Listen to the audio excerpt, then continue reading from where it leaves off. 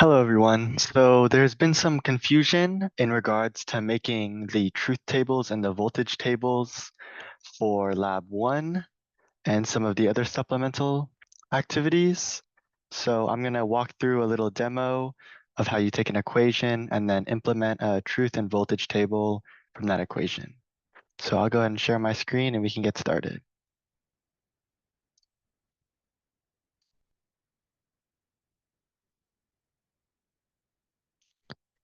All right, so you can see here, we have the equation we're going to be working with today. So it's z equals not a and d and b or c. So after we look at this equation, we can go ahead and insert table. So you can see there's 4 inputs here. So you're going to be expecting 16 rows plus the 1 row at the top. So let's go ahead and add 7 columns and the 17 rows we'll need. So we'll always start with the inputs. So A, B, C, and D. And I like to bold these so it's very clear that these are the inputs and these are going to be the primary things we're working with. So then we can go ahead and start. We're going to be doing all of our truth tables in counting order. So start off 0, 0, 0, and then we'll count in binary. So that would be 2. And then we can continue this process for all of the inputs so that we make sure that every simulation output is going to be represented when we put it in Quartus. So once we get to this point for something like 16 inputs, we can very easily copy it. And then it's only going to be this first row that changes. So if you do Command H, you can replace zeros with ones. And then that's a really easy way to get all of your inputs from 0 all the way to 1, 1, 1, 1. So the next step after you have all of these inputs accounted for is you're going to want to perform the intermediate equations. So we can start right here with A and D. So we write A and D in the top of this column, and then we go through and look at the logic. So for A and D, both A and D have to be true. So right here, we know that A is 0, so it's a dead giveaway that the first half of the table is going to be 0. And then we can see this is all going to be 1, so we can look at D, and you can see D alternates, so we can alternate with it. I'm going to start with the zeros here, and then we'll go back and fill in the ones. So you can see a lot of these intermediate equations will follow a pretty simple pattern. And then we'll go ahead and look at this negation right here. So another intermediate step is going to be not A and D. So it's pretty simple. This is just going to be the opposite of this row or this column. So we can go through, fill the first half with ones, and then alternate on the second half. And now we have not A and D. So next we can move on to this second half of the equation, B or C. So we're going to be looking at these 2 rows.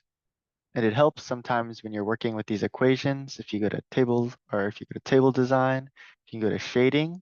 So momentarily we can shade these 2 rows so we don't get mixed up with any of the other columns, I'm sorry. So right here, B or C, only one of either B or C has to be true. So we can go through these first 2 are going to be 0. And it looks like we'll have a whole lot of ones, followed by 2 zeros, and then the rest ones. So you can also see a pattern start to form with the zeros, ones, zeros, and then ones. So now that we've completed that, you can go ahead and unshade that back to no color. And now we can take this not A and D, as well as the B or C. We'll add another column to the right. And then this is going to be our Z equals. So we'll copy that and put it in there.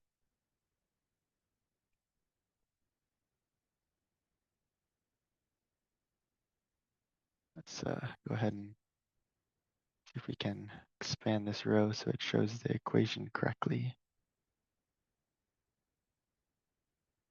All right, so this is the equation after we take not A and B and then B or C. These two are going to be ANDed together by this asterisk. So we can look at it. They both have to be true. So you can see this will be zeros, followed by a lot of ones, 0, 0. And then it looks like we're going to be alternating here in the last half of the table. So another thing to do with these truth tables is since you have a lot of these rows, 16 of them, it's important to separate them. It'll be easier for a pi or anyone who's looking at them. So we can go to table design.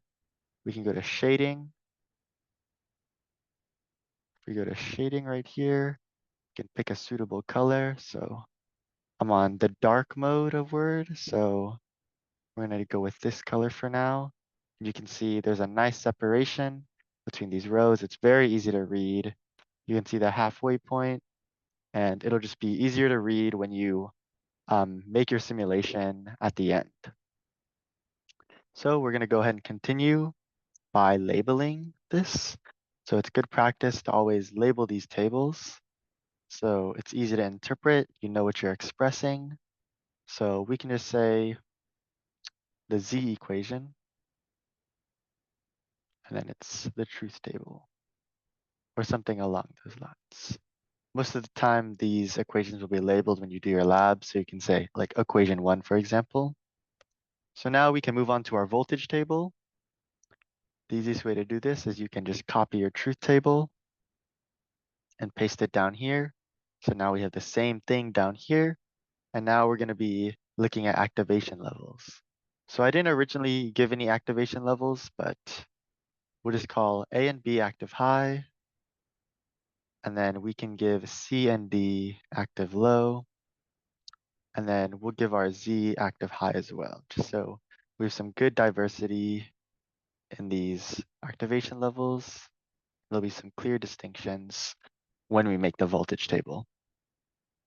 So I find that the easiest way to do this is you can use the Control H command. So these A and B, both active high.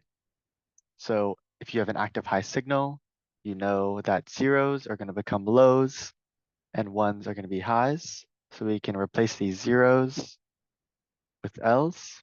And since I highlighted these two columns, we can replace all. And then we want the ones to become highs here. Place all. So while we're doing the active highs, we'll go ahead and do Z. So we'll do that. Ones to highs, and then zeros to lows. All right, so now we can see we have the first two and the last column done. So now we can move on to our C and D active lows. So you have to remember that the active lows are going to be different. It's going to return a true value when the voltage level is low. So we want to replace these zeros with highs this time. So we'll go find zeros, replace with highs, and the opposite, ones to lows. And for these voltage tables, since we're really only looking at inputs and outputs, we can delete these intermediate steps since they're not going to be a big deal for us. So now you can see we have our voltage table right after our truth table. But if you notice, this truth table is in counting order. See how it starts at 0 and ends with ones? But now that we've made these changes using activation levels, it's low, low, high, high. But we want this first row to be low, low, low, low. So an easy trick to rearrange these rows so you can read them when you perform your Quartus simulation is if you go to layout, you can insert to the left. So now we're just gonna reorder the rows so that they're in the correct counting order. So you can see our low, low, low is right here. So we're gonna say we want this to be our first row. And then followed by low, low, low, high is gonna be following. And then 3 and 4, these are going to be the next rows. So when you have activation levels like this, you can see it'll create a pretty predictable pattern. So we can go ahead and fill out the rest of this new column we just made.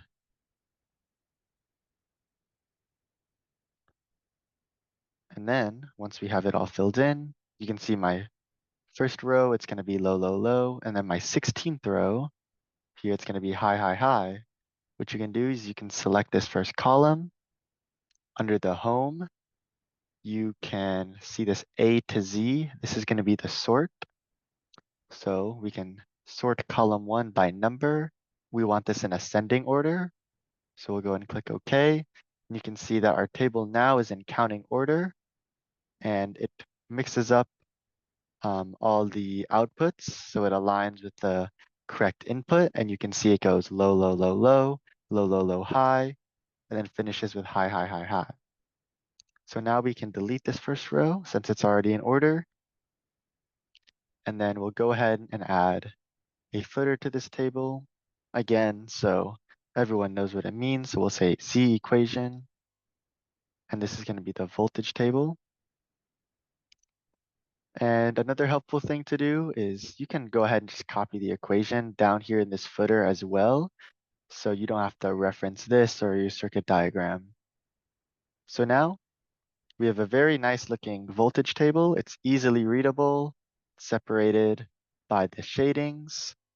And now we're going to see, after creating a Quartus design, which I did before I started recording. So I'm going to bring this up here, split screen it, and now we can take a look at what this looks like when comparing it to a Quartus.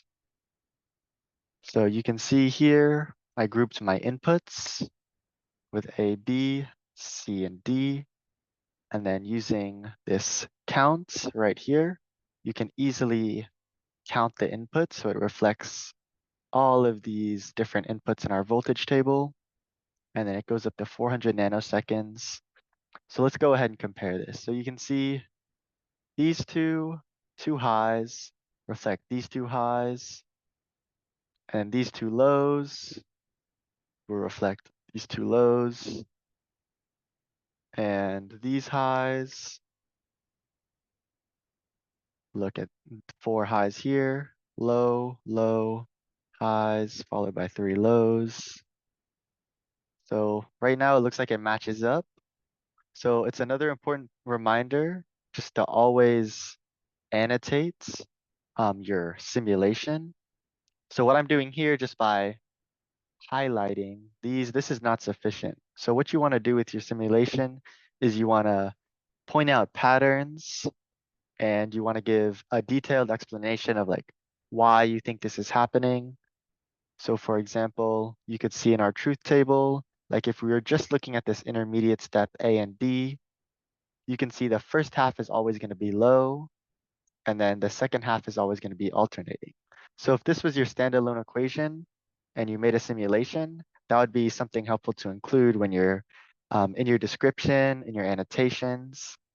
And you can also, if you have like an iPad or a tablet, you can change different colors, annotate a little bit on the side of your voltage table, and it'll be very clear that your voltage table matches your simulation, and it just makes it that much easier to grade and for you to understand it or debug it if you run into any issues.